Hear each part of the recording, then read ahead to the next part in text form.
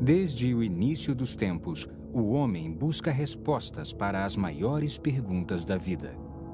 É um desejo ardente que leva nações e indivíduos a romper e conquistar todas as fronteiras que tem pela frente em busca do significado maior. A busca por respostas tem levado a raça humana aos confins da Terra e além. Mas, apesar de nossas maiores realizações, ainda resta uma e ainda não conquistada fronteira final: a morte e a vida depois dela. E é essa mesma fronteira que talvez contenha a verdadeira resposta para todos os mistérios da vida.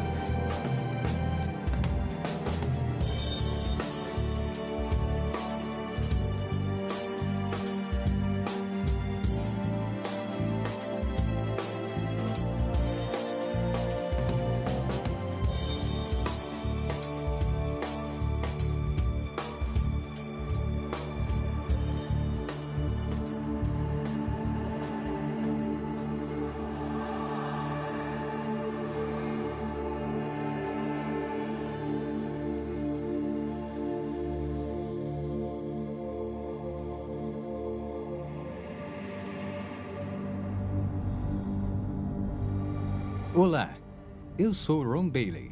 Bem-vindo ao Fenômeno Lázaro, onde buscaremos respostas para os fenômenos mais intrigantes. Existe mesmo vida após a morte? Todo mundo já deve ter feito essa pergunta pelo menos uma vez na vida. Paramos de existir no dia em que damos o último suspiro? Ou haverá algo além disso? Neste programa, nós falaremos com especialistas das áreas médica e científica, assim como com pessoas que foram e voltaram do inferno e vivenciaram um paraíso que nunca imaginaram. Por isso assistam, se puderem, enquanto estudamos o Fenômeno Lázaro. O Fenômeno Lázaro. De onde nós viemos? Por que estamos aqui? Para onde vamos? A nossa existência na Terra seria apenas uma mera questão do acaso, um ato aleatório de coincidência cósmica? Ou existe realmente outro mundo além do que vemos? Desde o início dos tempos, a maioria das culturas demonstra sua crença na vida após a morte. Os antigos egípcios acreditavam que, ao morrer, eles também fariam uma viagem para outro mundo onde levariam uma nova vida. Por isso, pagavam grandes somas de dinheiro para terem seus corpos devidamente preservados, pois acreditavam que seriam submetidos a um teste do outro lado. Crenças semelhantes podem ser encontradas junto a grandes civilizações da Grécia e de Roma, e em várias culturas longínquas, como a dos Maias, dos Incas, nas Américas Central e do Sul, a Khoisan na África do Sul e os povos aborígenes da Austrália. Mais tarde, em especial na Idade Média, a vida era dominada pelo medo dos demônios e o terror da maldição. Ao longo dos tempos, poetas e escritores interpretaram os ensinamentos de Jesus e o que os autores bíblicos escreveram sobre céu e inferno. Uma história em particular, narrada pelo próprio Jesus, era sobre o homem rico e Lázaro.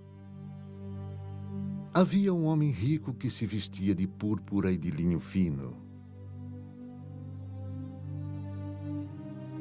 E havia um mendigo chamado Lázaro, que se deitara ao seu portão, cheio de chagas, e ansiava comer o que caía da mesa do rico.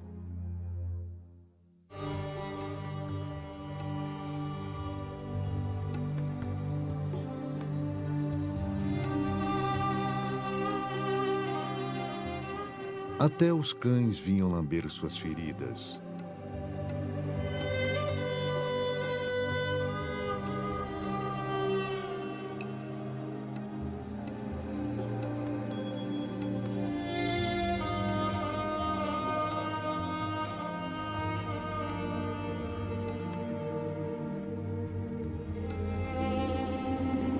Chegou o dia em que o mendigo morreu, e os anjos o levaram para junto de Abraão.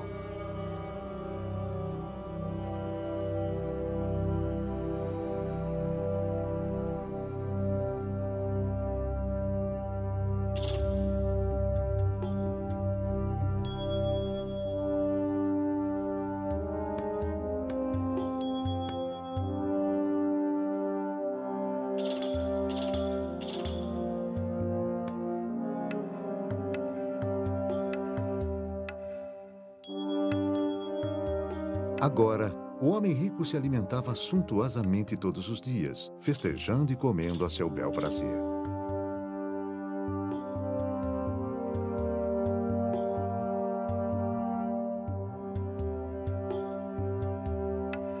Mas chegou o dia em que o rico também morreu e despertou no Hades.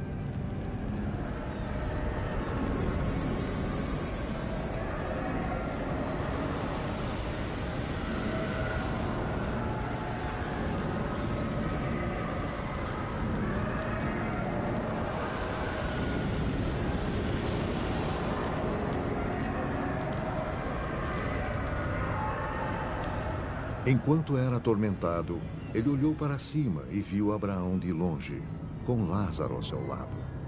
Pai Abraão, tem misericórdia de mim e manda que Lázaro molhe a ponta do dedo e refresque a minha língua, porque estou sofrendo muito aqui.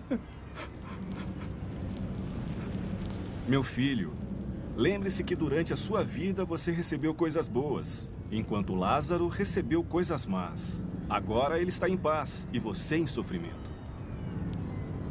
Além disso, entre você e nós há um grande abismo que ninguém pode atravessar. Abraão, mande Lázaro à casa de meu pai. Por favor, eu imploro. Eu tenho 5 irmãos. Não deixe que venham para este tormento. Seus irmãos podem seguir o que Moisés e os profetas pregam. É o bastante para que fiquem seguros. Isso não basta. Se alguém dentre os mortos fosse até eles, eles falassem, eles se voltariam para Deus. Se não ouvem Moisés e os profetas, tampouco se convencerão por alguém que surja dos mortos.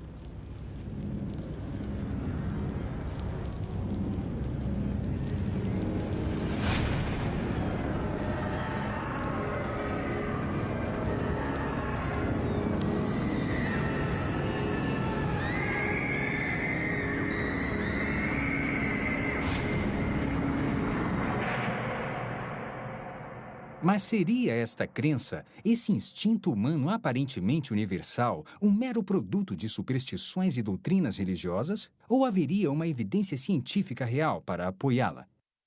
Atualmente, estudiosos e religiosos estão muito divididos.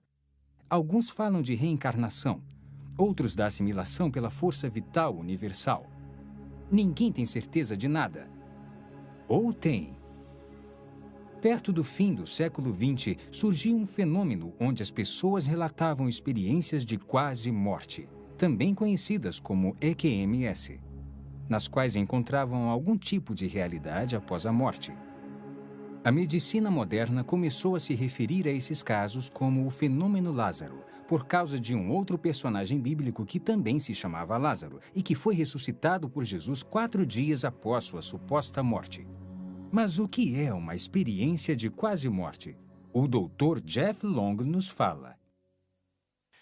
Bem, conforme o termo experiência de quase morte sugere, essas pessoas sofrem um episódio no qual ficam gravemente comprometidas fisicamente. Geralmente é um mal físico que ocorre de repente ou no final de uma doença crônica. As experiências de quase morte são rapidamente associadas à parada da função cardíaca ou da função respiratória, e com muita frequência a ambas. E devido aos 10 segundos depois disso e ao EEG, que mede a atividade elétrica cerebral, fica totalmente plana, é inexplicável do ponto de vista médico que essas pessoas tenham uma experiência consciente. Há muito mais provas de que ocorrem mais coisas nas experiências de quase morte, o que não se explica do ponto de vista médico. Há pessoas cegas, inclusive de nascimento, que têm experiências de quase morte e, para a maioria, são experiências visuais, fato que é totalmente inexplicável do ponto de vista médico. São pessoas cegas cuja primeira experiência na vida em que enxergavam e podiam ver as coisas foi durante a experiência de quase morte. Não há outra explicação para isso. Há inúmeros relatos de pessoas que têm experiência de quase morte onde a consciência se separa do corpo.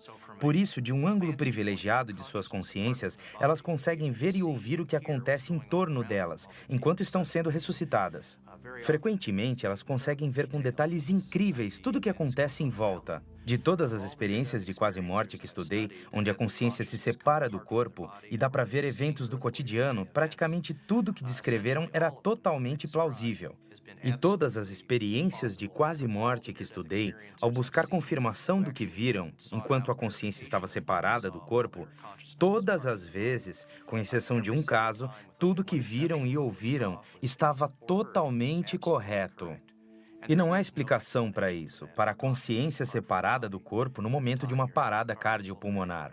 Para aqueles que pensam que as experiências de quase morte não são legítimas, gostaria de lembrar que há pelo menos de 12 a 15 milhões de americanos que tiveram uma experiência de quase morte. É um número significativo de uma experiência comum que afeta tanto a vida deles que não importa a causa da experiência de quase morte, nem as ideias sobre por que ela ocorre. Creio que não há dúvida de que, devido ao número de vidas afetadas, faz sentido estudá-la.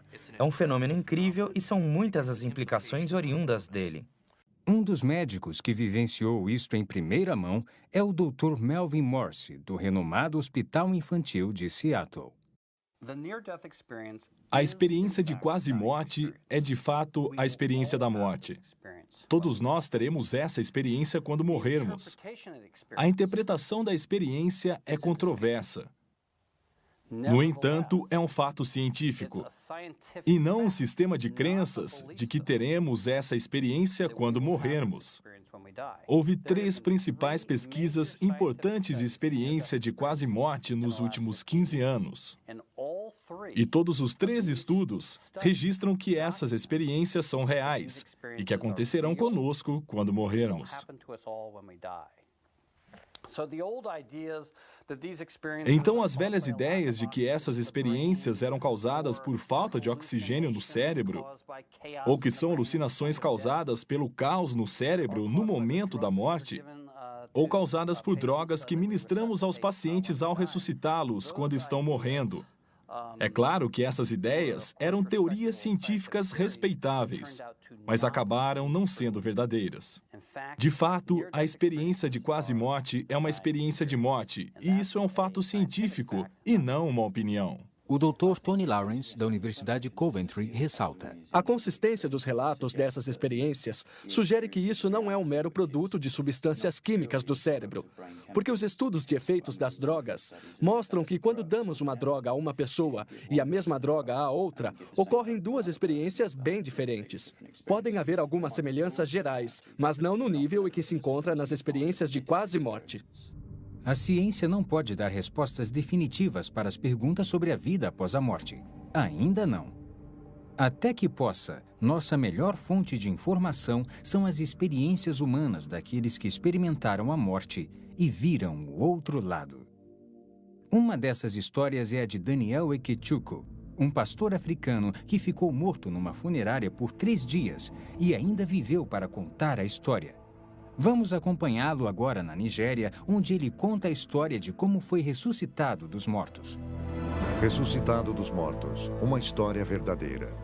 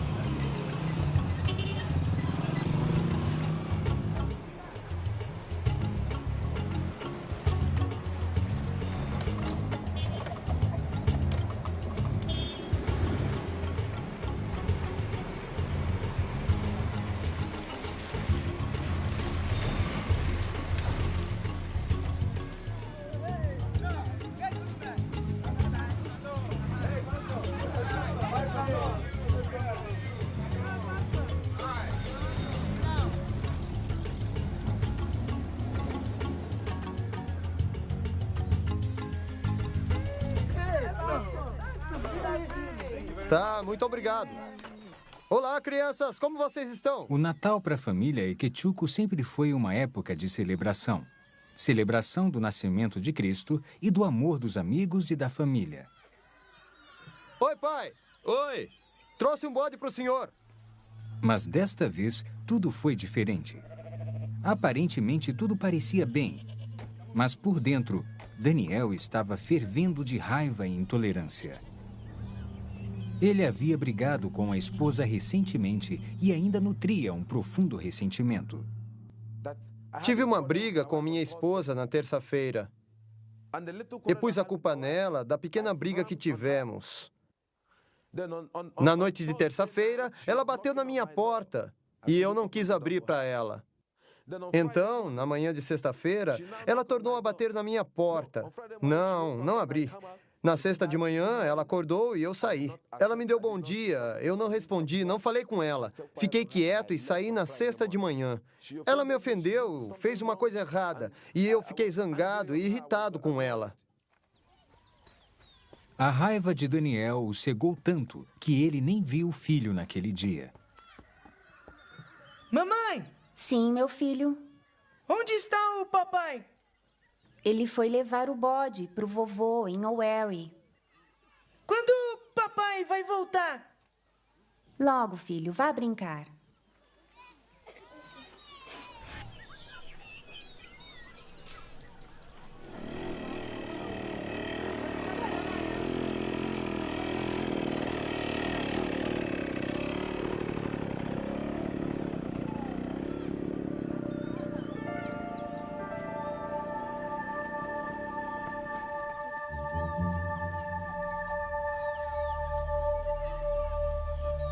Os pensamentos de Daniel estavam confusos, como se sua mente estivesse em outro lugar.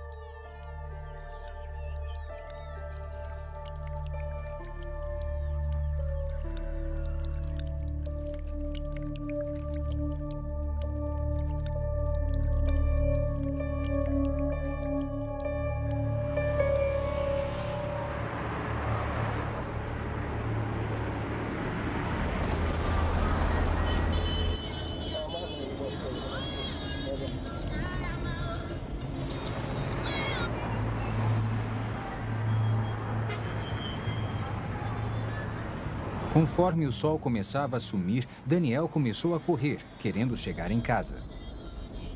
Ele ainda estava muito zangado.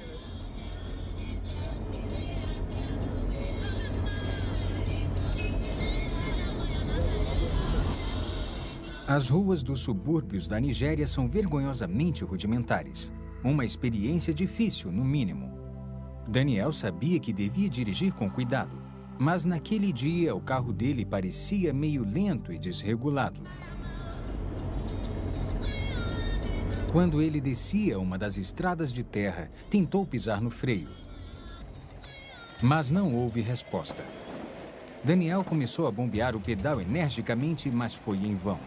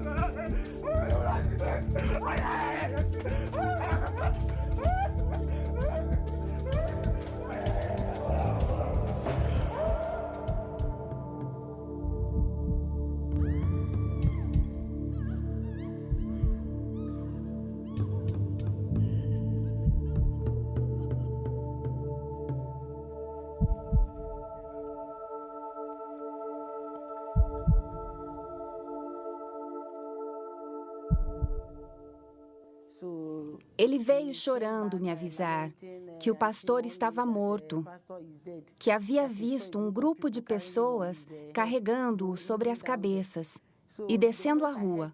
No instante em que ouvi seus gritos e ouvi que o pastor estava morto, eu soube que era meu marido. Por isso, comecei a correr na direção do local que havia ocorrido o acidente. Quando Nneka chegou ao local do acidente, ela soube que Daniel ainda estava vivo, mas em estado muito grave. Curiosos o haviam levado para o hospital local, onde Nneka o achou. Após ter sido levado para a UTI do Hospital Boronino, Daniel se recusou a ser tratado. Em vez disso, insistiu para que fosse levado até o médico da família na saída de O'Wary. Preciso ver o Dr. Miserek. É o médico da família em O'Wary. Médico da família? Eu não entendo. É o que meu marido quer, doutor. O cirurgião do hospital disse à esposa de Daniel em termos bem claros que ele não estava em condições para viajar devido à extensão dos ferimentos. Senhora, ele não está bem. Está confuso agora. Ele precisa ficar aqui. E não está em condições de decidir o que é melhor para ele. Por isso... Mas apesar dos apelos do cirurgião, Nneka foi firme. É o que o meu marido quer. Se ele for agora, receio que ele possa morrer. E não posso impedir isso. Eles nos liberaram naquela noite. Me mandaram assinar e disseram que a responsabilidade era minha. Então assinei. Assim, nós o levamos para o médico particular de O'Wary. No caminho, ele me chamou e disse que eu devia cuidar da igreja, do ministério e das crianças.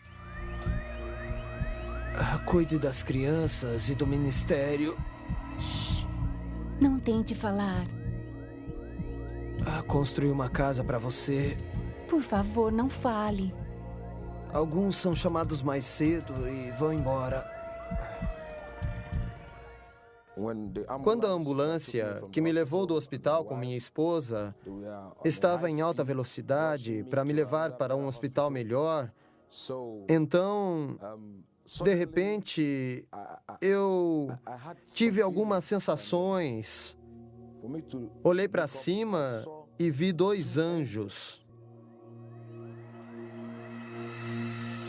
Quando Daniel viu os 2 anjos, ele quis que sua esposa soubesse. Mas o anjo fez sinal para que ele ficasse em silêncio. Na mesma hora, o poder da fala de Daniel foi arrancado dele. Nneka começou a chorar, temendo que Daniel morresse. Os anjos seguraram Daniel pelos ombros e o ergueram para fora da ambulância. De repente, Daniel se viu em outro lugar com um dos anjos.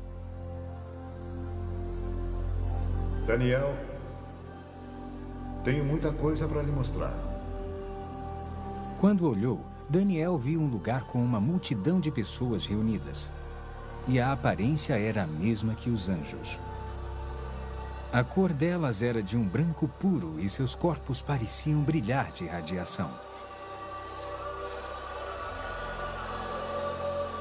Devido à aparência semelhante, Daniel achou que estava vendo uma reunião de anjos.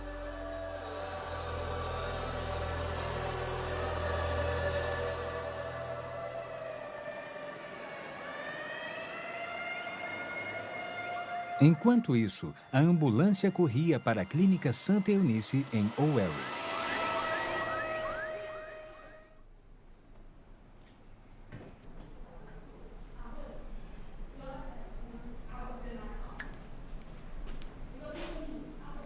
Neka e um amigo da família esperavam com muita ansiedade enquanto o Dr. José Anebunua examinava o paciente.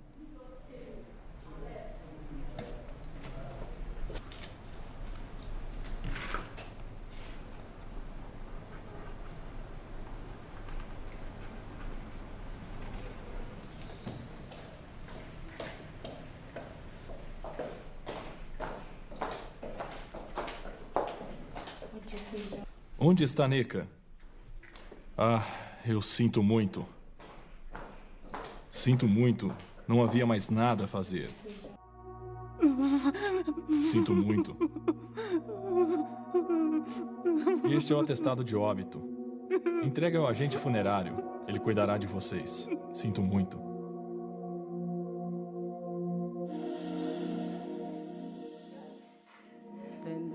Então, naquele lugar, o médico o examinou e descobriu que ele estava morto e que não estava mais respirando.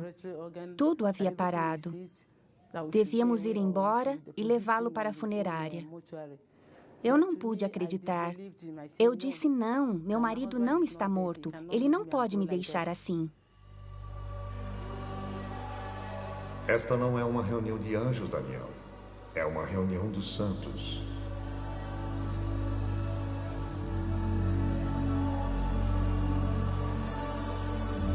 As diferenças entre os santos e os anjos são sutis. A cor deles é um branco puro, brilhante da cabeça até os pés. Mas a diferença é que os anjos têm asas, enquanto os santos não.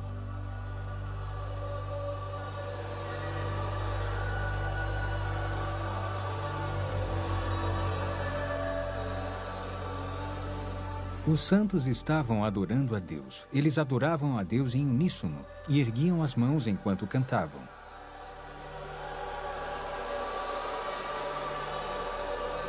Daniel ouviu o som de muitos instrumentos e não era igual a nada que tivesse ouvido antes. Ele desejou se juntar àquelas pessoas e seguiu em direção a elas, mas o anjo o impediu. Daniel, não vá. Tenho muito para lhe mostrar. Pegue esta pasta e registre tudo o que viu. A multidão que Daniel viu estava olhando para a luz que brilhava como o sol. Era a fonte de toda a luz que havia lá. Era uma luz bem compacta, descendo lá de cima. Agora, estavam todos olhando para aquela luz como se estivessem vendo alguma coisa lá, mas eu não conseguia olhar para aquela luz. Eu não podia olhar para aquela luz porque era muito perigosa para os meus olhos. Por isso, tentei me esquivar para olhar para o que eles estavam olhando, mas não consegui ver. Funerária de Owerri, 30 de novembro de 2001. O corpo de Daniel foi levado para a funerária onde Burlington Manio, o agente funerário local, providenciou o enterro. Então, vamos começar a embalsamar. Vou precisar de 1000 niras. Depois me traga as luvas, a roupa dele, e então prepare um caixão. E me dê 2 dias de intervalo antes de vir buscar. Está tudo bem para você? Era o dia 30 de novembro de 2001. Foi neste dia em que trouxeram o reverendo Daniel Eke. Ele morreu em um acidente. Esse foi o dia. Trazido pelo pai, Sr. Lawrence Eke Ibua. Então, depois do tratamento, dei algumas injeções, algumas doses. Essa é uma seringa de 5 ml. Usei umas 6 seringas nos dedos das mãos e dos pés para tratar antes do embalsamamento.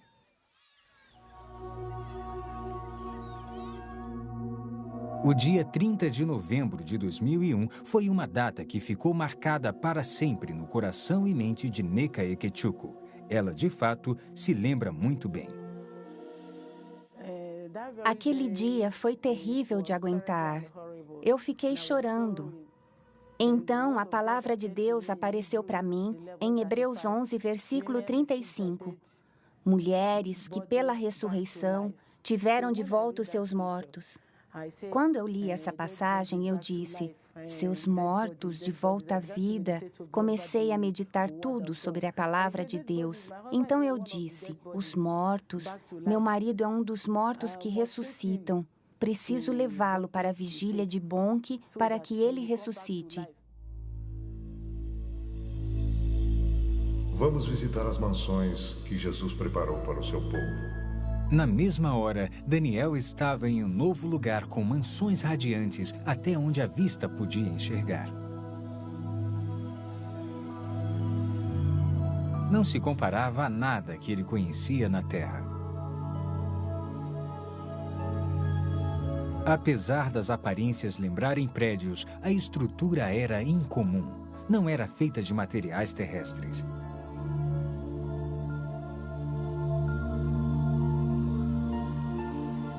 Elas pareciam estar vivas, se movendo. Daniel,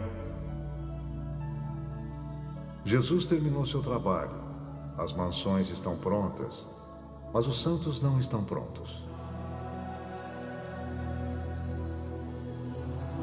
Havia um som de linda cantoria e adoração, e parecia vir de toda parte.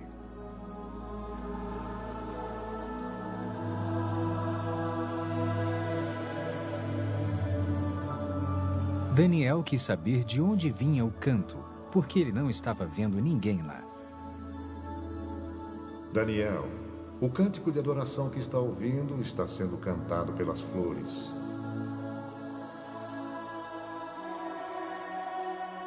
Quando olhou, Daniel viu as flores balançando em resposta à música. Parecia de fato que estavam batendo palmas, gritando e louvando a Deus.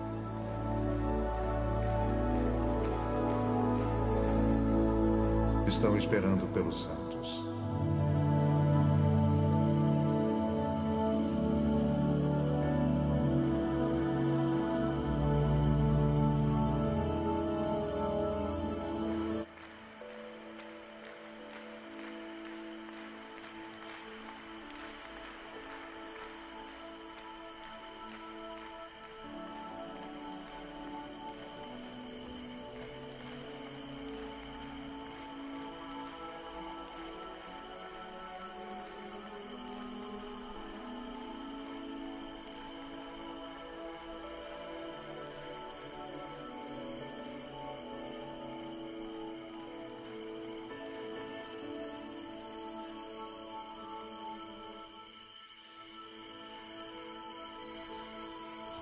Tudo isso foi em torno de meia-noite, quando eu saí.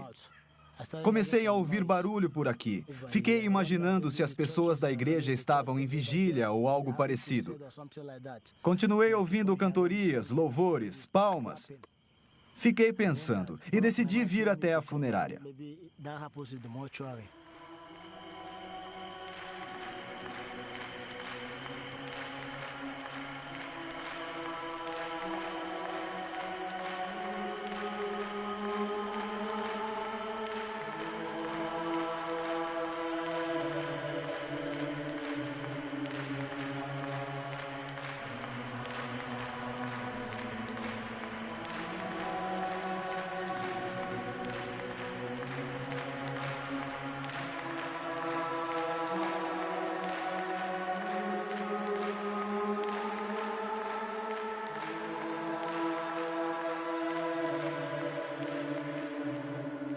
Agora, vamos visitar o inferno.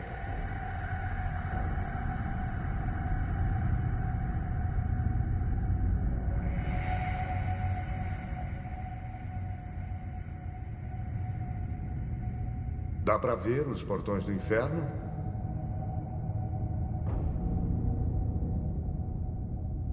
O anjo ergueu a mão e, conforme ela desceu, os portões abriram com um grande barulho.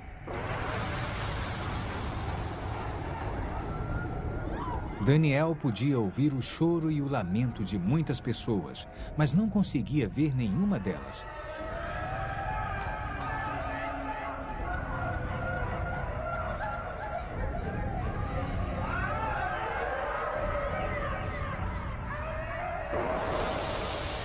Então uma luz brilhou do corpo do anjo para a escuridão, para que Daniel pudesse ver com mais clareza.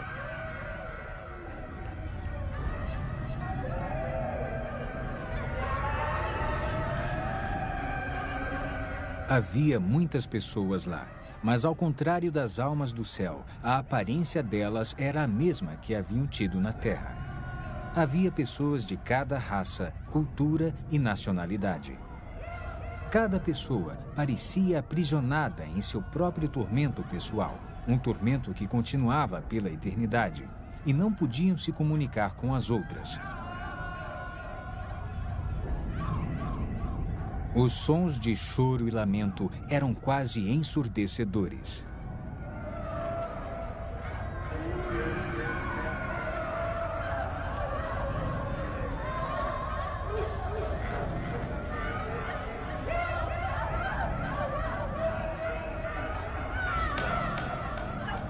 De repente, todos pareceram notar a presença de Daniel e começaram a gritar-lhe pedindo ajuda. E chamavam apenas por Daniel, como se não pudessem ver o anjo.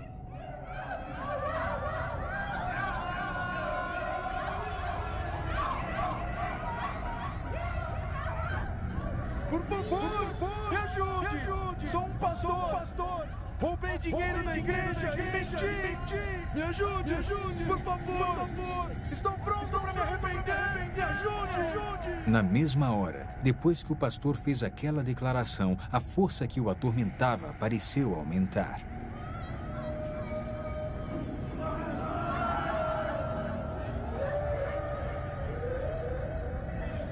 As pessoas tinham carne, mas não sangue, e quase pareciam estar pegando fogo, embora nenhuma chama pudesse ser vista.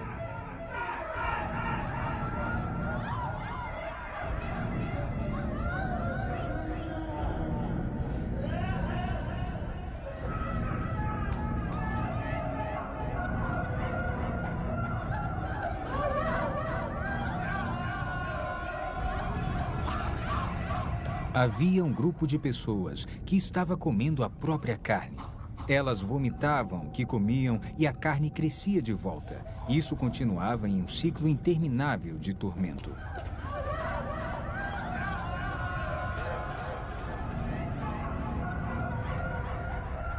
Essas pessoas que você vê se comendo praticaram bruxaria enquanto estavam na Terra. Elas se especializaram em comer carne humana e agora elas vão se comer para sempre. Elas estão colhendo o que plantaram. Aquele lugar não é bom para nenhum ser humano criado por Deus. E Deus não fez aquele lugar para o ser humano. Fez para o diabo e seus agentes. Mas seres humanos teimosos que desobedecem a Deus como o diabo também irão para lá. Deus não tem a intenção de pôr nenhum ser humano no inferno. É um lugar perigoso e mortal. Ele o criou para o diabo e a sua gente. O que viria a seguir seria uma declaração surpreendente feita pelo anjo. Daniel nunca imaginou em sua vida que ele ouviria o julgamento. Daniel, se o livro de sua vida fosse fechado hoje, isto lhe caberia? Não! Eu sou um pastor! Sou um filho de Deus, eu nasci de novo! Eu prego por todo esse país! O país que eu não pode ser! Não pode ser! Chega! A caminho do primeiro hospital, você pediu a Deus que o perdoasse, mas não quis perdoar sua esposa. E seus pecados não foram perdoados. Trata-se de colher o que plantou. Não pode semear intolerância para com sua esposa e colher o perdão junto a Deus.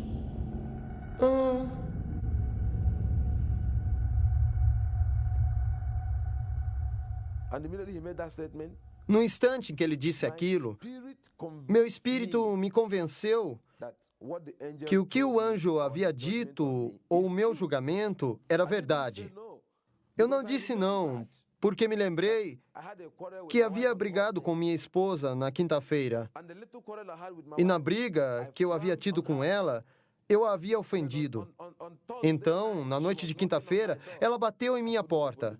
Não abri a porta para ela. Então, na sexta-feira de manhã, ela bateu de novo em minha porta. Não, na sexta de manhã, ela acordou e saiu. Ela disse, bom dia. Eu não aceitei. Não falei com ela. Fiquei em silêncio e parti na sexta de manhã. Entende o que eu fiz? Porque minha esposa me provocou. Ela me ofendeu, ela fez uma coisa errada e eu fiquei com raiva dela. Fiquei irritado. E não aceitei a sua saudação. Parti na sexta-feira. Quando estava voltando, sofri um acidente e morri. Por isso, o anjo me disse que minha esposa havia me oferecido a paz e eu não a perdoara, e me voltei para Deus e pedi que Ele me perdoasse. Ele não me perdoou e eu iria para aquele lugar. Então eu chorei, mas não disse não. Não recusei o julgamento. O julgamento era verdadeiro para mim, porque eu sabia que, no fundo, eu estava zangado com a minha esposa. Eu estava pensando no que fazer com ela. Pensei, minha esposa me esbofeteou, me bateu. O que vou fazer com ela? Fiquei pensando no que eu iria fazer. Por isso, no fundo, eu estava irritado e acredito que Deus estava julgando o meu coração. Ele disse que eu não havia perdoado minha esposa e não estava perdoado. Fiquei chorando, chorando e gritando sem parar. Só dizia, viu como destruía minha alma? Enquanto eu gritava e chorava, eu tive medo, as lágrimas cobriram meu rosto. Entrei em pânico porque aquele lugar não é bom para ninguém. E o modo como estavam as coisas, se Deus quisesse mesmo me mandar para o inferno, nada o impediria. Enquanto nós discutíamos, um grupo de pessoas, milhares de pessoas estavam sendo mandadas para o inferno.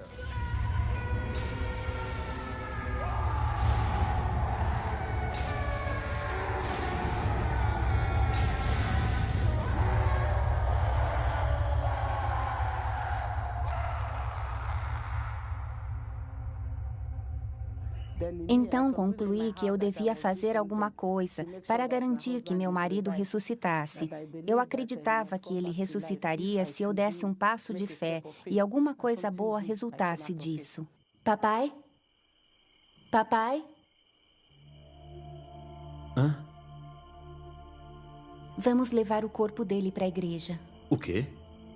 Vamos levar o corpo de Daniel para a igreja. Ada, minha filha. Daniel está morto. Ele partiu. Ele vai ressuscitar, eu sei que vai. O sogro de Neca recusou seu pedido de tirar o corpo da funerária. Mas, enquanto isso, do outro lado da cidade, tudo funcionava milagrosamente em favor dela.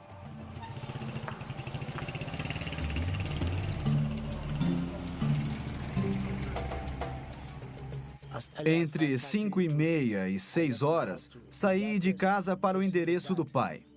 E quando perguntei pelo senhor, o senhor Lawrence Ekei Boa, então eles me levaram até ele e eu pedi que tirassem o corpo que haviam levado para a minha funerária. Mas eles alegaram que o reverendo havia morrido em um acidente e que estava sangrando muito. Então eu pedi que levassem o corpo. Eu vi alguns sinais. Não sei o que há de errado com o corpo. Eu não quero que me assombre, porque esse trabalho é entediante, é perigoso.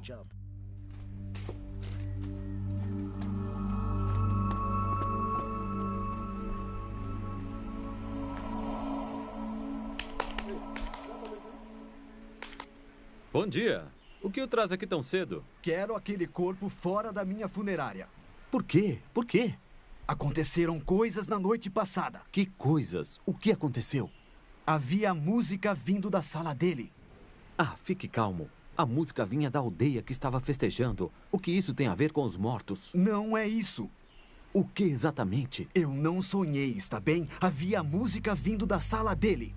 Meu jovem, você bebeu ontem à noite? Eu não bebi nada. Tudo o que eu disse é verdade.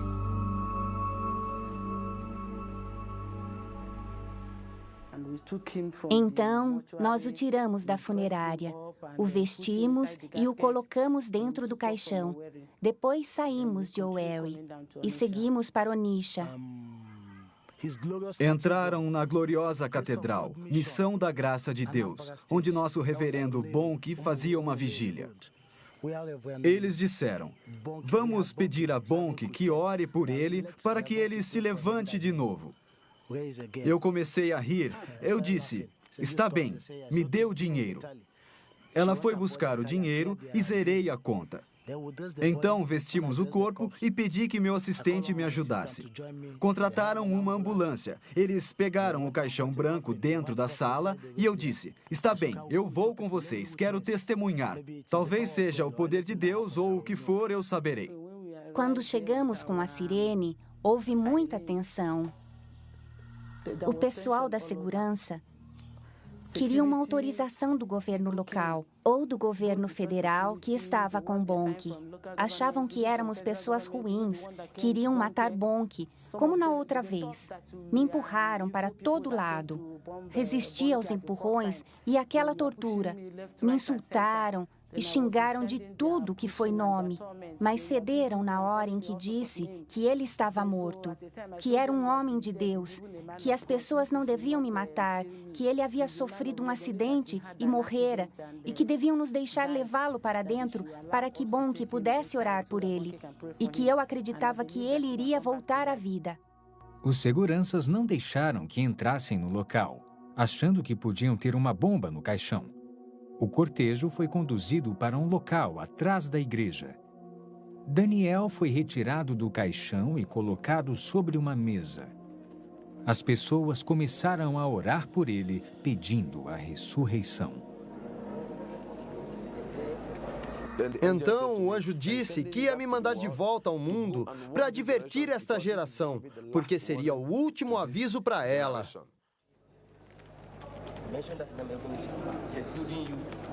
Com as orações, o coração dele começou a bater. A vida voltou em seu coração. Continuamos orando sem parar.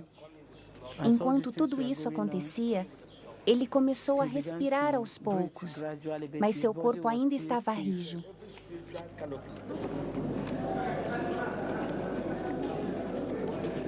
Eu me vi sendo segurado por muitas pessoas.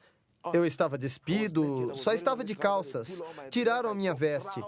Eu vi uma multidão, mais de 20.000 pessoas. Olhei para a esquerda e para a direita. As pessoas gritavam, choravam, algumas louvavam a Deus. Então eu olhei à minha volta, não conseguia entender o que estava acontecendo, porque para mim eu estava caindo e quando abri meus olhos, vi todas as mãos me segurando. As pessoas que estavam lá disseram que eu dei um pulo. Lá está o caixão. Mas já faz 3 dias que ele está aqui na funerária. É mesmo. 3 dias aqui neste caixão. Não dá para acreditar. Eu nunca vi uma coisa dessas. Eu vi a grande catedral.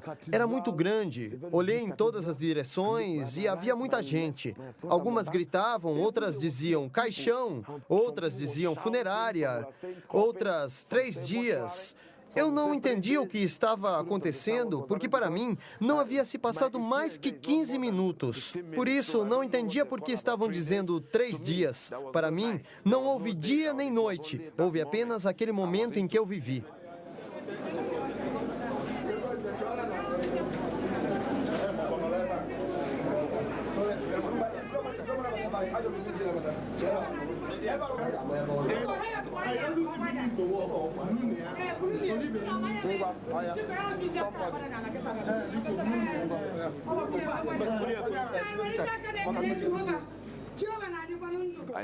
Então, perguntei à minha esposa o que estava acontecendo. Ela me pediu para ficar quieto até chegarmos em casa. Eles me trouxeram para casa, este lugar com minha esposa. Quando entrei no quarto, era 2 de dezembro. Perguntei à minha esposa o que estava acontecendo. Por que falaram do caixão, 3 dias e funerária? O que estava acontecendo?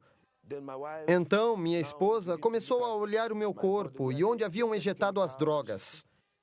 Ela então me perguntou se eu sabia que eu morri. E este é o atestado de óbito. E quando eu saí da ambulância, eles foram ao hospital, onde o médico confirmou que eu havia morrido e que haviam usado o equipamento para verificar, como podem ver, verificaram o batimento cardíaco, tudo, pupilas. E de acordo com o médico, e após verificar tudo, ele confirmou que eu estava totalmente morto. Ele entregou a eles o atestado para que me levassem. Aqui diz, levar para a funerária. Relatos como esse causaram um enorme impacto no mundo, repercutindo entre os profissionais das áreas médica e científica. No passado, tais eventos eram vistos como alucinações, causados por hormônios produzidos pelo corpo durante um trauma, mas os especialistas não estão tão convencidos. As alucinações costumam ser experiências bastante desordenadas e não se comparam às ações organizadas e estruturadas que se tem na experiência de quase morte. No meu site da internet, faço a seguinte pergunta: sua experiência foi irreal de alguma forma? E fiz recentemente um estudo sobre isso. Os que viveram experiências de quase morte são enfáticos quando perguntamos diretamente: sua experiência foi real de alguma forma? E a resposta é um sonoro não. Nem chega perto de um sonho. Os sonhos saltam um pouco. Não costumam ter ordem nem estrutura. Com frequência, ele termina sem chegar a uma conclusão lógica na sequência dos eventos. Isso não acontece na experiência de quase morte. Ela é altamente estruturada e ordenada. Costuma ter uma parte inicial bem lógica e no final da experiência bem estruturada e ordenada, há um final também ordenado. E é quando a experiência termina. As experiências de quase morte não se parecem em nada com sonhos. Se você teve uma experiência de quase morte assustadora, não há dúvida de que quando tem essa experiência, isto o obriga a olhar para dentro de si mesmo. É uma coisa que abala a sua vida de forma avassaladora. Você precisa pensar: por que isso aconteceu? Isto é a realidade? Ela o obriga a entender o que é a realidade que acontecerá quando morrer. O Dr. Richard Kent, um médico aposentado, estuda a experiência de quase morte há muitos anos, viajando pelo mundo e escrevendo livros sobre o tema. Dos 300 casos que ele estudou, um total alarmante relata a existência de um mundo semelhante ao encontrado por Daniel Ikechukwu. É um lugar terrível e horroroso. Um lugar onde as pessoas estão apavoradas, assustadas. As pessoas, mesmo as que viram o inferno, até anos mais tarde, se horrorizam com o que viram lá. É um lugar de terror. Devo ter entrevistado mais de 300 pessoas que tiveram essas experiências. E todas elas mudaram dramaticamente. Suas vidas mudaram com essas experiências de quase morte. Não se pode afirmar isso quanto às alucinações. Estas simplesmente não são experiências transformadoras. Enquanto nas experiências de quase morte você se encontra com Jesus Cristo, ou vê o céu ou o inferno, elas são dramáticas, instigantes e quase invariavelmente a vida das pessoas se altera em função dessas experiências. Pessoalmente, também devido ao fato de que os relatos de quase morte são tão semelhantes, não apenas entre si, mas também com a Bíblia, acredito que sejam eventos reais e que as pessoas estão descrevendo eventos reais. Quando você lê um jornal, fica sabendo de uma pessoa que teve um tipo de experiência de quase morte, deixando seu corpo e atravessando um túnel e indo para um lugar de luz. São só aqueles que chegam perto, que reconhecem Jesus Cristo. Eles o descrevem como tendo quase 1,80 m de altura, uma luz radiante, uma quantidade tremenda de luz saindo do corpo dele, do rosto, do peito, dos braços e também das pernas. Não é apenas a aparência de Jesus. É o fato de sentirem a presença de muito amor. Muitas pessoas dizem que nunca se sentiram assim, que nunca sentiram totalmente cercadas de um amor tão poderoso assim. É um amor incrível.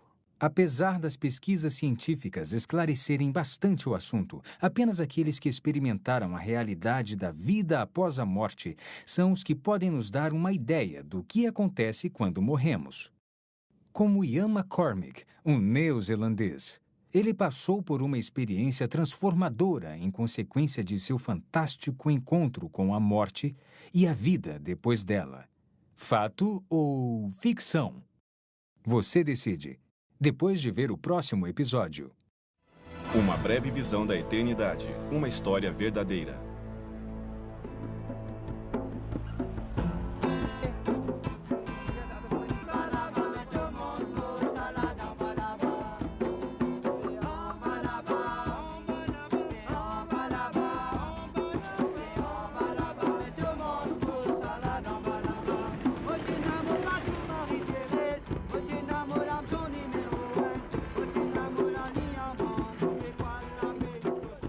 Em 1900, creio que no final dos anos 70, vi um filme chamado Alegrias de Verão, que falava de dois garotos californianos com suas pranchas de surf, viajando pelo mundo em busca do verão interminável, nenhum inverno e a onda perfeita. Ele me conquistou e eu pensei, esse sou eu.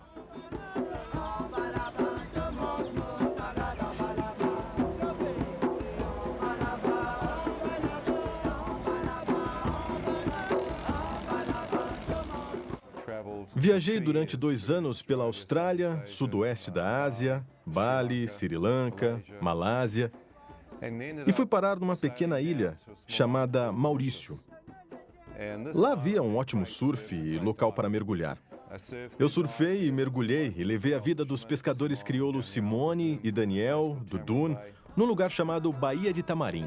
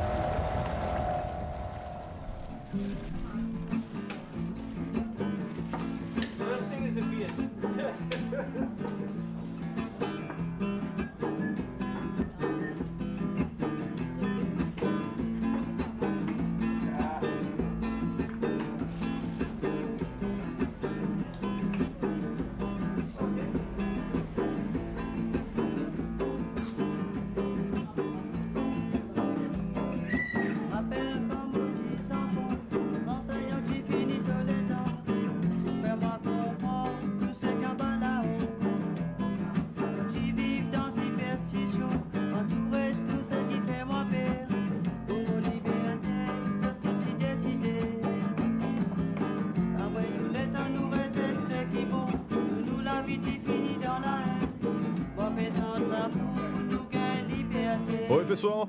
Ei, espere, Ian. Vamos mergulhar essa noite? Mergulhar essa noite? É. O tempo não está muito bom. Está sim. Está bem.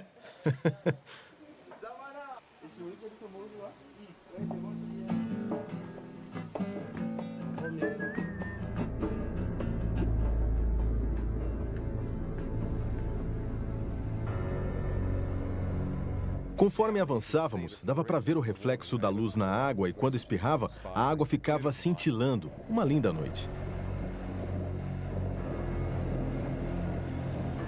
Fomos até Rivière Noire, que fica no Recife externo, e paramos. E começamos a pegar lagostim.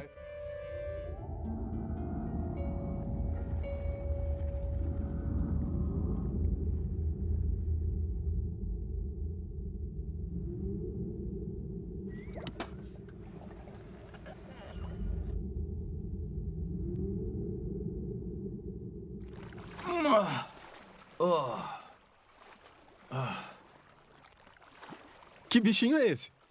Se isso é o melhor que se consegue, eu vou voltar para Nova Zelândia. Ei! Ei, não faça isso. Por que não? Vai acordar os tubarões.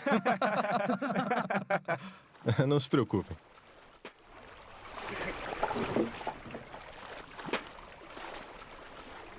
Escurecia cada vez mais conforme as nuvens chegavam.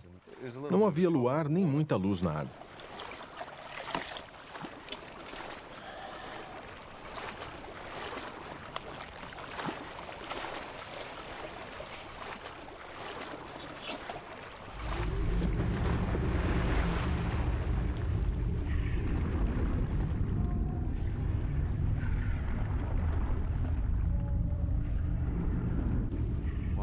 Quando mergulhei na ilha onde aprendi a fazer o mergulho noturno,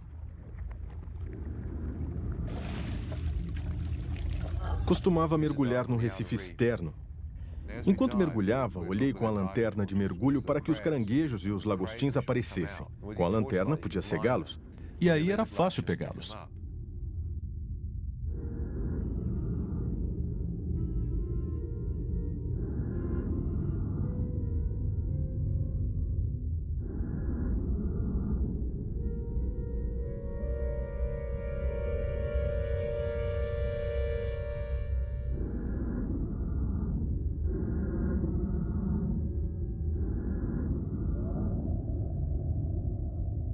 Quando olhei em volta, começaram a surgir algumas águas vivas em forma de cubo, dedos como tentáculos. Pensei, isso é uma água viva? Deve ser. Então toquei nela e vi que era. Quando passei nadando, não sabia de que havia tocado possivelmente na mais mortal. Para alguns, a segunda criatura mais mortal que o homem conhece, uma cubozoa. Obviamente, por causa da forma de cubo, era transparente, na forma de um sino com cubo, como um cubo por baixo, um sino com dedos como tentáculos saindo. Na verdade, pensei se tratar de um choco transparente. Era uma água viva muito diferente. Alguma coisa bateu no meu braço e me picou. E parecia que milhares de volts de eletricidade entravam no meu braço. Isso me sacudiu bastante na água.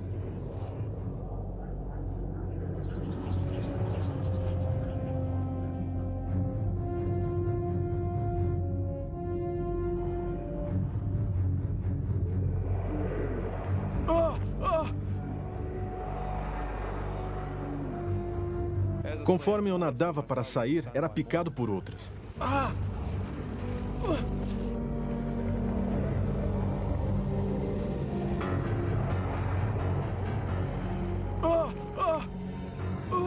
Fui picado uma quarta vez.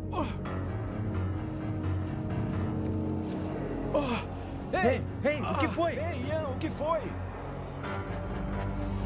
O que foi, Ian? Me o que ajudem. aconteceu? Vamos tirá-lo daqui, vamos tirá-lo. Depressa, vamos. Venha, me ajude. Vamos tirá-lo. Com mais força, Puxa. pessoal, me ajudem. Rápido, depressa. Vamos tirá-lo daqui. Rápido, me ajudem aqui. Vamos, pessoal. Pra lá, vamos. Pro barco, vamos.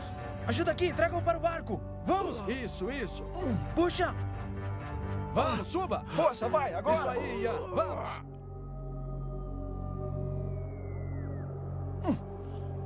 Vamos, pessoal. Vamos. Força, Puxa. vai, agora. Isso aí, Ian, vamos.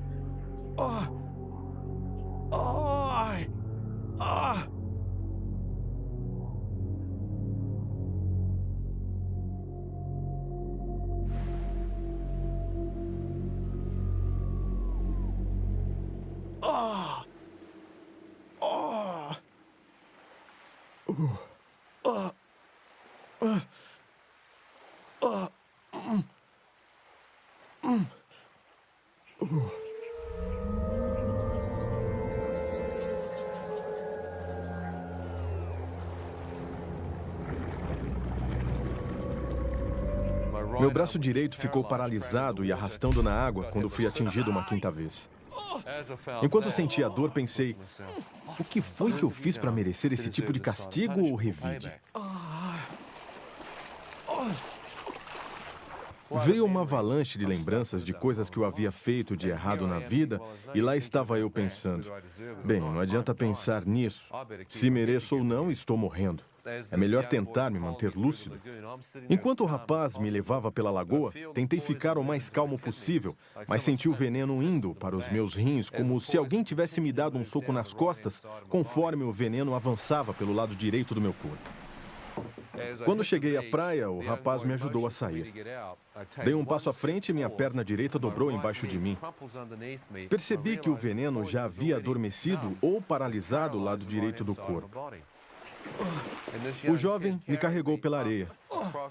Foi muito cansativo. Moço! Ei, fica tranquilo, você vai melhorar. Ei, moço! Fica tranquilo, você vai melhorar, cara. Está bem? Fica tranquilo. Percebi que ele temia por seus irmãos no Recife.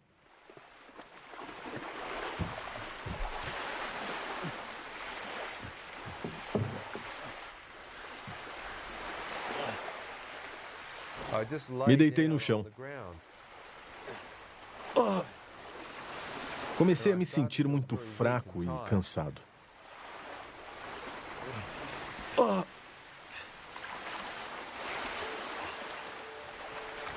Senti que meus olhos começavam a se fechar e, conforme isso acontecia, ouvi uma voz me dizer, filho, se fechar os olhos, nunca mais acordará. O quê? Quem disse isso?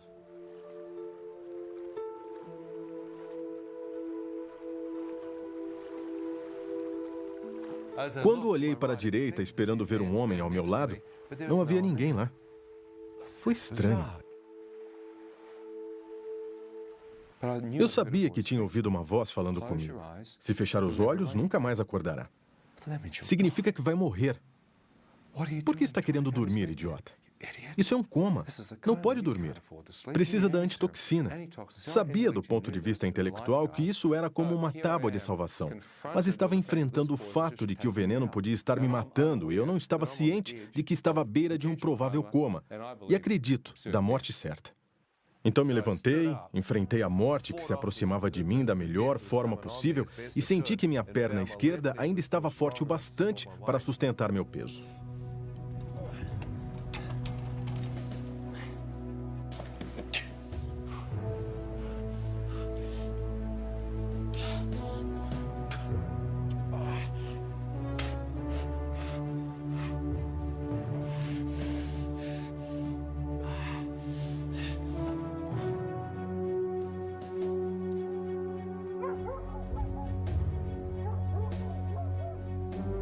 Andei por algum tempo e coloquei meu peso no lado esquerdo do corpo e me encostei na estrada para esperar ajuda.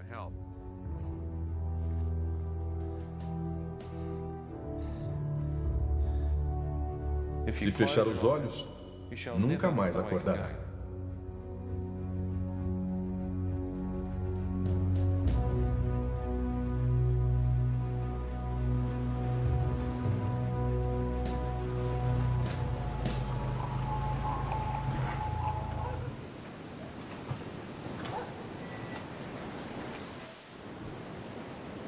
Ei! Como vão? Tudo bem? E aí? E aí? Onde estão os clientes? Já acabou? Ei, olha aquele cara! Um surfista bêbado de novo. Ei, me ajudem! Por favor, me levem para o hospital. Você tem dinheiro? Tenho. Eu pago. Quanto você tem? 50, 100 dólares, qualquer coisa.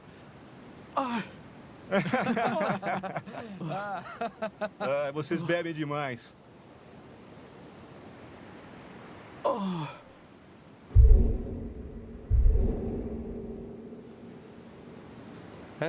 Enquanto se afastavam, acendiam um cigarro, me ignorando.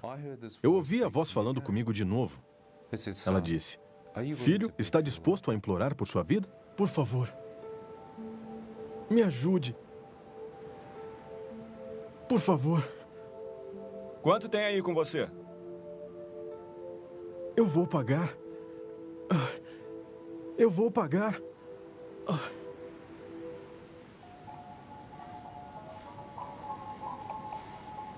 Como pretende me pagar? Não se preocupe, eu vou pagar, eu prometo. Onde está hospedado? Estou num bangalô, na Baía de Tamarim. Está bem. Vou deixá-lo na Baía de Tamarim. Espere. Hospital. Você não tem dinheiro. Eu vou deixá-lo lá. Por favor.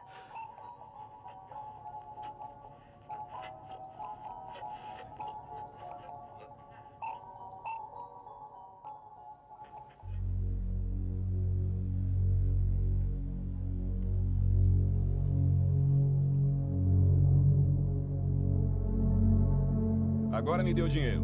Por favor, me leve para o hospital. Vamos, me dê o dinheiro. Por favor. Cadê o dinheiro? Sai do carro, anda. Não. Por que fez isso Por comigo? favor. Anda, sai do carro. Quando saí do carro, não acreditei no que estava acontecendo. Por favor.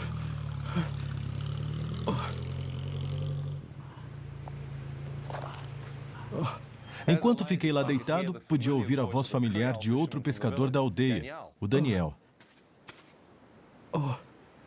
Ian, o que aconteceu? Água viva! Me picou! Água viva? Água viva! Vou levá-lo pro hotel. Ele me pegou em seus braços e me levou até o hotel. Os chineses haviam fechado o bar e ao lado da piscina estavam sentados jogando mahjong e bebendo uísque.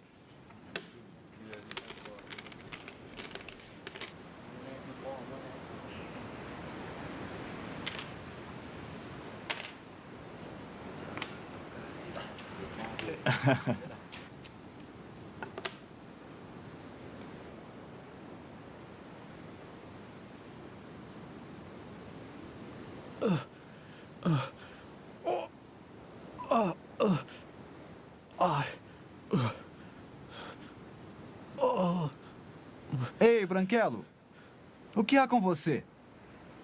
Está drogado? Não. Foi água-viva. Hospital. Por favor. Preciso ir para o hospital. Hospital.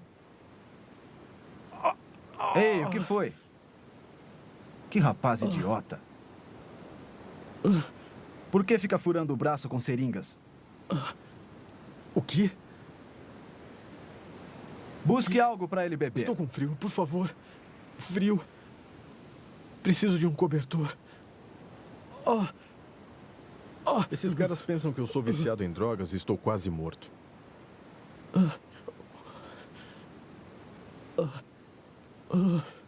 Idiota. Não entendo isso.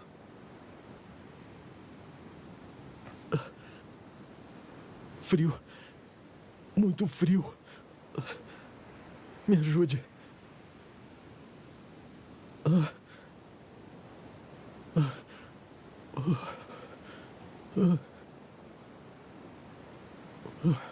Toma.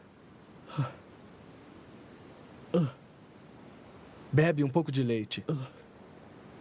Ei, ele não quer. Toma, bebe logo esse leite.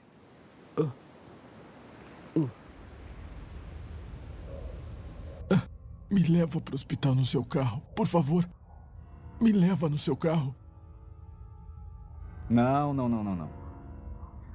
Fica aí esperando a ambulância se quiser. Ele quer ir no meu carro. Olhei para o outro lado. Sabia que se olhasse para ele, perderia a cabeça. Pensei comigo mesmo, se eu sobreviver a isto, você já era chinês.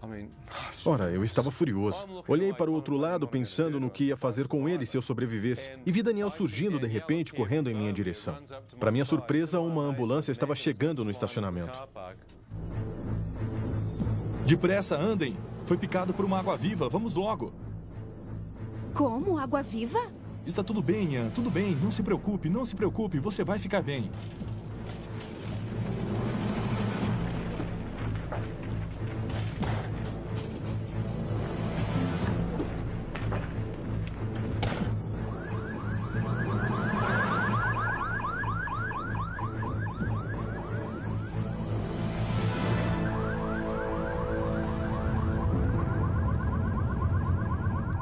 Enquanto corríamos para o hospital, comecei a ver dentro da ambulância o que parecia ser um menino pequeno de cabelo branco.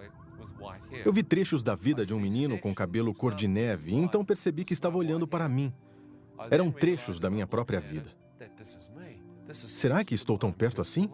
Com a mente fiz uma conferência mental dos meus sinais vitais. Minha mente indicou que eu estava bem perto da morte. Enquanto estava lá deitado, pensei... Bem, posso estar bem perto da morte. Posso não conseguir. Enquanto estava ali deitado, sem saber o que fazer, vi aparecer diante de mim uma visão clara da minha mãe. Ela olhava direto nos meus olhos. Ela disse o seguinte: Ian, não importa o que você fez na vida, filho. Não importa quão longe esteja de Deus. Se você chamar Deus de coração, Ele o ouvirá e o perdoará. Pensei, se houver um Deus, qual é? Já havia visto milhares. Havia viajado pela Ásia, em Sri Lanka, Borá, Baturi. Havia estado em tantos lugares diferentes e fiquei lá deitado pensando. Deus, se você é real, apareça. Costumava dizer, só rezo se conseguir ver Deus. Enquanto estava deitado, pensei, apareça que eu rezarei. Nenhum rosto apareceu. Minha mãe continuou dizendo, ore de todo o coração. Deus, se você existe... Se isto é real, me ajude a orar. Me ajude a rezar a única oração que aprendi. Me ajude a lembrar o Pai Nosso.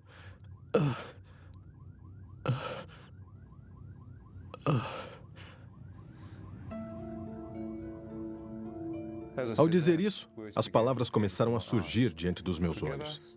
Perdoai-nos as nossas ofensas e pecados.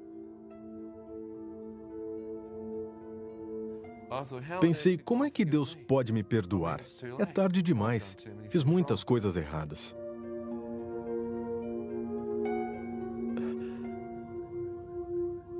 Deus, se você existe e pode me ouvir,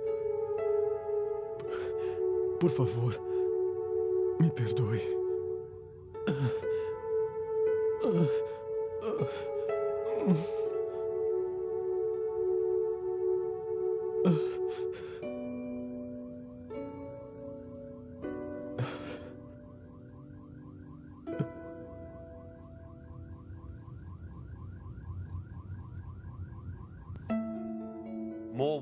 Surgiram mais palavras.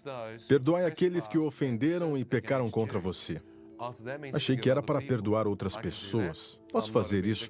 Não sou uma pessoa vingativa por natureza. Deus, posso perdoar qualquer um. Não importa o que me fez. Perdoo aqueles que pecaram contra mim. Quando eu disse isso, o rosto do taxista indiano apareceu na minha frente. Mas o que esse homem está fazendo aqui? A voz disse: perdoa este homem por tê-lo expulsado de seu táxi e o deixado para morrer na beira da estrada? Não, deve estar brincando. Como perdoá-lo? Estava furioso com aquele sujeito e no instante seguinte o rosto do chinês apareceu na minha frente. Mas o que ele está fazendo aqui? A voz disse: perdoa este homem por não levá-lo de carro esta noite e deixando-o para morrer no hotel? Não. Conforme eu via esses dois rostos, pensava, mas o que está havendo? Isso não é uma oração estúpida qualquer. Eu podia estar falando com alguém que poderia ser Deus. Na verdade, essa voz estava personalizando essa oração para mim.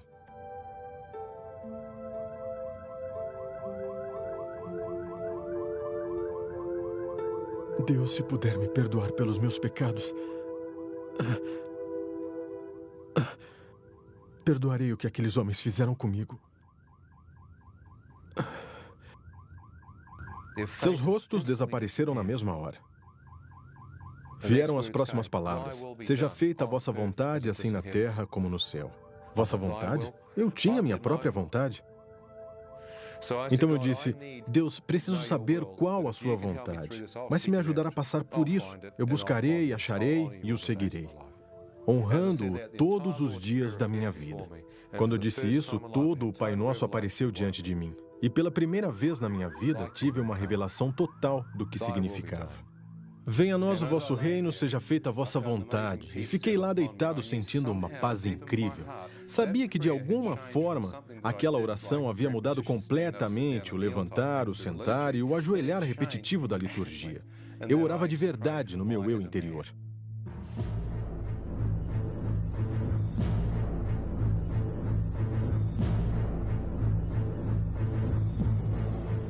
O que houve? O que ele tem? Picado. Água viva. Água viva? Senhor, consegue me ouvir? Enfermeira, busque a antitoxina. Vamos, vamos, depressa.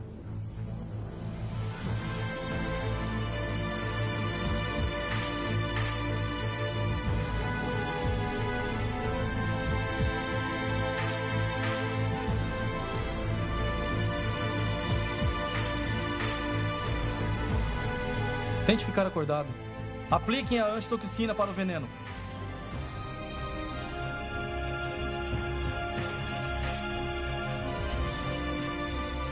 Doutor, não consigo achar a veia. Deixa eu ver. Vamos, faça assim. Dê uns tapinhas.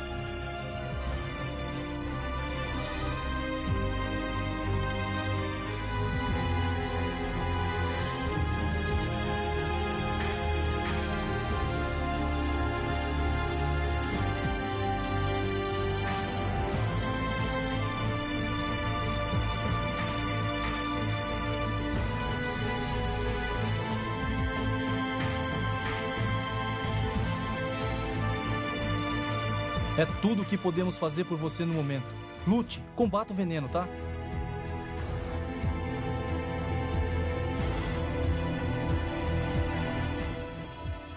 E pude me sentir indo embora. Foi terrível, assustador. Você pode ouvir tudo.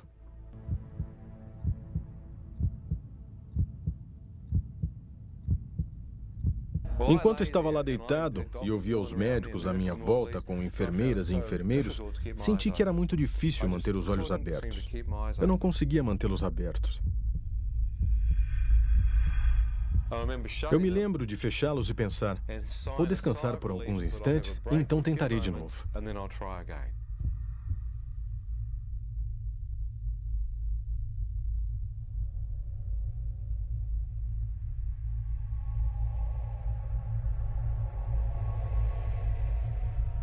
Ao fazer aquilo, tive uma sensação de libertação. A batalha para ficar vivo terminara.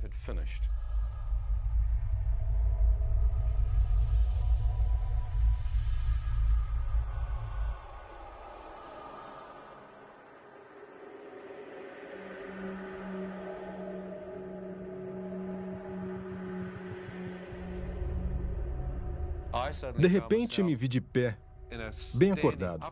Sabia que estava acordado. O problema é que estava totalmente escuro. Pensei, por que os médicos apagaram as luzes? Que espécie de hospital é este? Enquanto eu estava ali pensando por quanto tempo ficara dormindo enquanto as luzes se apagaram, pensei, não tenha medo, deixe seus olhos se acostumarem com o escuro. Talvez tenha acordado muito rápido. Fiquei olhando e pensando que minhas pupilas haviam dilatado. Não havia luz. Não conseguia ver nada. Estava tudo preto, como um quarto escuro. Pensei, tudo bem, deve haver uma luz aqui em algum lugar. Então me virei 360 graus tentando ver se havia alguma luz. Não conseguia ver nada. Quando fui para a direita, não conseguia achar a parede. Pensei, estranho, me mudaram de quarto? Então comecei a recuar para a esquerda, tateando em busca da minha cama. Não achei, pensei. Que idiota, perdeu sua cama. Como conseguiu fazer isso? Então continuei tateando, tentando achar minha cama. O pensamento seguinte foi que estava tão escuro ali que não dava para ver a mão na frente do rosto. Então levei minha mão na direção de onde meu rosto deveria estar e ela parecia passar direto, como se não houvesse uma forma física ali. Pensei, é impossível. Não pode perder a cabeça. Procurei o meu corpo físico, absolutamente nada. Mas o que está acontecendo? É como se tivesse saído da minha forma física, como se fosse transparente, e ainda tenho a sensação de ser um ser humano completo ali de pé. Ian, eu mesmo, pareço estar ali de pé. O que aconteceu? Enquanto estava lá de pé, comecei a sentir alguma coisa à minha direita olhando para mim. Na minha frente senti olhos invisíveis, alguma coisa ou alguém me examinando. A escuridão tinha uma presença diabólica. Um mal assustador, transgressor, imperava na atmosfera.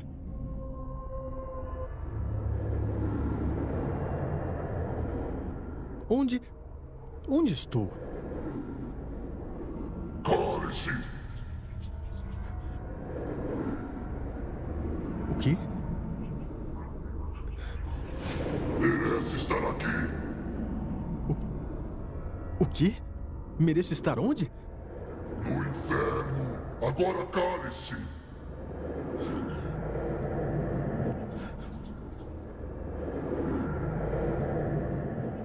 Enquanto estava ali, vendo que poderia estar mesmo no inferno, um facho de luz radiante invadiu a escuridão acima de mim. Quando a luz tocou o meu rosto, senti uma incrível presença me envolver e todo o meu corpo parecia se elevar do chão e ser transportado para essa luz radiante. Enquanto estava sendo levado por ela, pude ver que ela vinha de uma forma circular bem acima de mim. Senti um rastro de poeira sendo arrastado em direção a essa luz. Enquanto era levado em direção a ela, pensei, isto é real? Olhei para trás, por cima do meu ombro, e bem abaixo de mim, pude ver a escuridão. Ainda sem entender o que era aquela luz, comecei a me mover em direção à abertura, entrando nela. Ao ser arrastado pela abertura, pude ver que havia um túnel.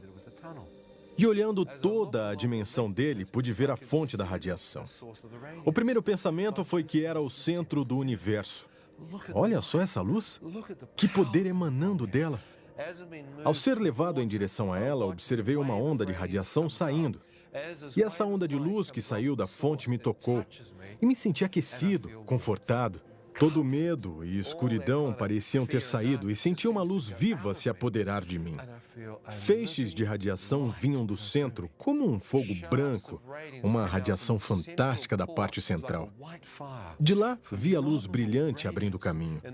Pensei, até as estrelas e as constelações do universo devem obter sua fonte de energia a partir deste ponto focal. Que luz seria aquela? Haveria alguém lá dentro, cercado por aquela radiação? Enquanto eu questionava a respeito, uma voz falou comigo do centro da luz. Assim que ouvi a voz dele, vi que era a mesma que havia falado comigo na ambulância, ao me dizer o Pai Nosso e para perdoá-los. Então eu estava mais tranquilo. E ele disse, Ian, você deseja voltar?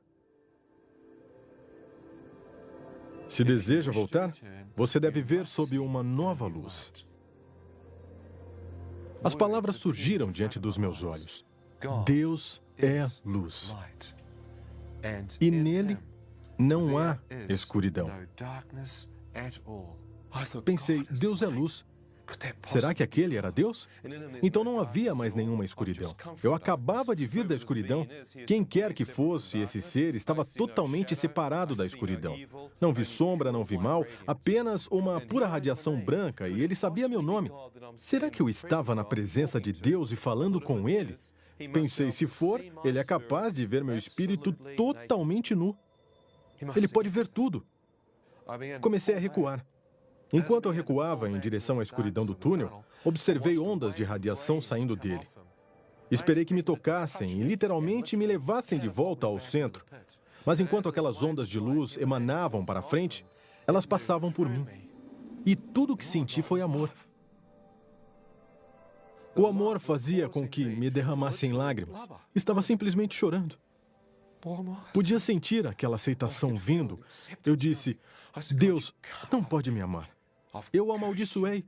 Mais amor. Eu disse, tenho cometido, meu Deus, pecados. Tenho dormido por aí, usando drogas e mais. Conforme o amor aumentava cada vez mais, eu revelava o que sabia ser as coisas mais imorais da minha vida. Quando a luz se abriu, vi que bem no centro havia os pés descalços de um homem. Em torno dos tornozelos, uma veste branca ofuscante. Ela não era de tecido, mas de luz. Depois de ver aquilo, comecei a levantar o rosto e ver o peito do homem e seus braços estavam esticados, com a veste branca ofuscante, como se me recebesse. Quando olhei, eu soube que estava diante de Deus. Foi uma...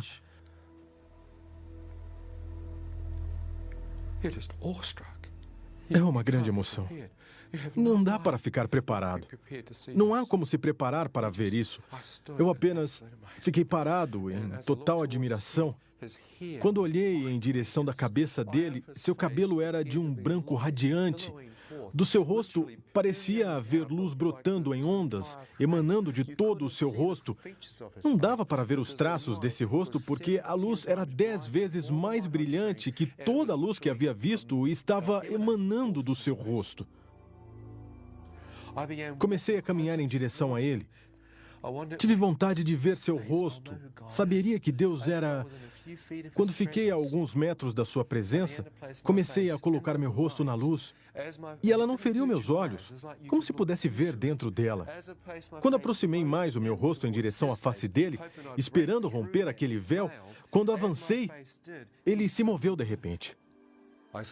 Vi uma abertura de forma circular, como uma janela para a eternidade ou uma porta para a eternidade. Quando olhei através dela, pude ver uma terra toda nova se abrir diante de mim. Foi como se eu estivesse de pé na soleira da eternidade e estava espiando dentro dela. Enquanto olhava, pude ver a grama com a mesma luz e vida emanando dela. Pude ver flores, campos. Eu sabia que se pisasse na grama não a danificaria. A cor e a energia e a vida que emanavam dela foi incrível. Vi um rio de água pura e cristalina, árvores ao longo das margens, colinas subindo para a esquerda. Olhei à minha direita, havia montanhas lá longe, o céu bem azul, bem límpido. Fiquei ali parado e disse, isto é o paraíso. Quando olhei, senti que aquele era o meu lugar. Como se tivesse sido criado por Deus para viver ali. Pensei, por que não nasci logo aqui? Por que nasci naquela terra? Senti que havia voltado para casa. Senti que havia percorrido o mundo atrás daquele paraíso. E lá estava ele, bem diante de mim. Pensei, estou em casa. Estou em casa.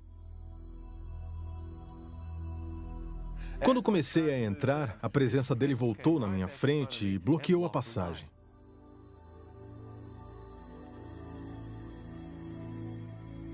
Ele me fez a pergunta, Ian, agora que você viu, você deseja entrar ou deseja voltar? Deus, eu não sou casado, não tenho filhos. Não há motivo algum para eu voltar. Eu não quero voltar.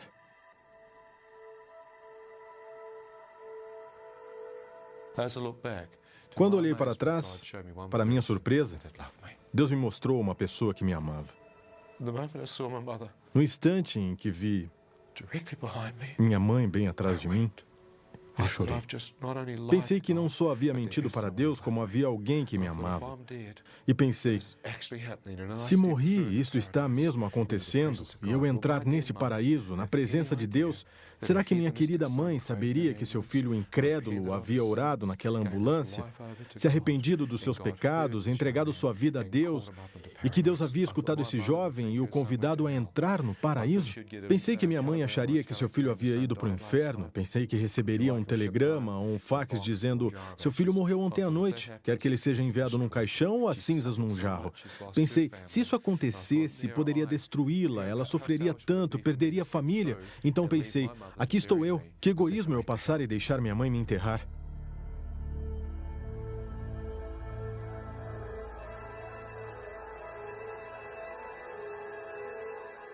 Eu quero voltar.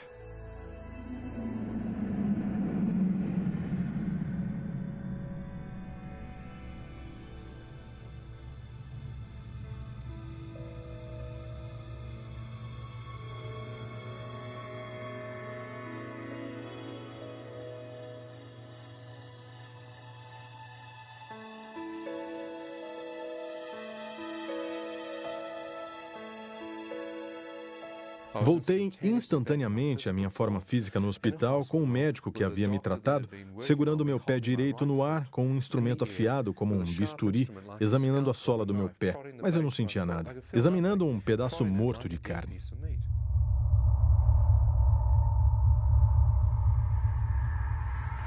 Enfermeira! Ouvi a voz de Deus interrompendo meu pensamento. Ele disse, filho, eu lhe devolvi a vida. O quê? Acabo de ver Deus? O que houve aqui? Senti uma vibração de força passar por mim. Foi como uma baixa voltagem de eletricidade. Vi que todo o meu corpo começava a sentir de novo e em algumas horas estava totalmente curado.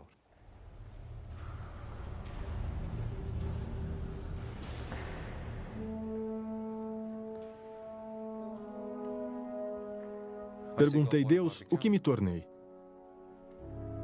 Ele disse, você nasceu de novo.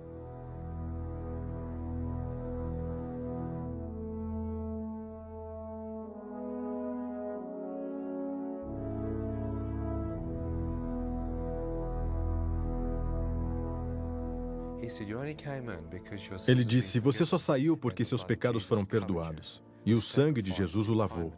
O sacrifício de Jesus Cristo redimiu seus pecados. Ao sair de sua presença, você se tornou branco como a neve. Eu disse que ele chegou para o lado. Ele disse, segundo Pedro, capítulo 3, versículos de 10 a 18. Deus criou um novo céu e uma nova terra para aqueles que o amam. Ele disse, toda esta terra morrerá, este corpo morrerá. Mas Deus disse, estar ausente do corpo é estar presente com o Senhor. Estar ausente do corpo é estar presente com o Senhor. Morte, onde está o teu aguilhão? A morte foi tragada. Como? Pelo poder da ressurreição de Jesus. O aguilhão da morte é o pecado, mas o dom gratuito de Deus é para aqueles que se arrependem de seus pecados. Seus pecados serão perdoados e eles terão vida eterna. Viver é Cristo, morrer é lucro. Quem eu tenho além do Senhor? Ele disse: uma nova terra e um novo céu, e uma nova Jerusalém descerá do novo céu sobre a nova terra, e não haverá mais doenças, nem sofrimento, nem morte, nem guerra, e nós habitaremos com ele por toda a eternidade. E há um rio de vida jorrando do trono de Deus, e aqueles que beberem dele terão a vida eterna. Sabe, é muito fácil mesmo ir para o céu. A Bíblia fala em nascer de novo, receber Jesus em seu coração, receber o Espírito Santo no coração e simplesmente virar uma nova criação. Essas são palavras técnicas, mas é mesmo muito simples. Você só precisa fazer uma pequena oração para o Senhor, pedindo que Ele entre em sua vida, aceitá-lo como Senhor e que Ele morreu por nós. E então, você irá para o céu. É simples assim. Jesus disse que você pode se converter. Na Bíblia, diz que podemos ser salvos. Jesus falou em nascer de novo. Isso aconteceu comigo há 26 anos e mudou a minha vida na época. Mas falando com todas essas pessoas que estiveram no céu e outras que estiveram no inferno, houve um tremendo impacto sobre mim. Mudou totalmente a minha vida e da minha esposa. Durante meio ano estamos viajando, falando com as pessoas sobre o céu e o inferno. E é para falar com elas sobre o inferno que eu viajo por muitos países mundo afora. Porque creio que as pessoas devem saber que há um lugar a evitar. Pense bem, havia 2 ladrões na cruz. Um riu de Jesus e está no inferno.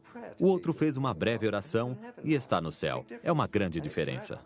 Talvez os mais convincentes de todos e únicas evidências verdadeiras tenham sido os relatos da vida real.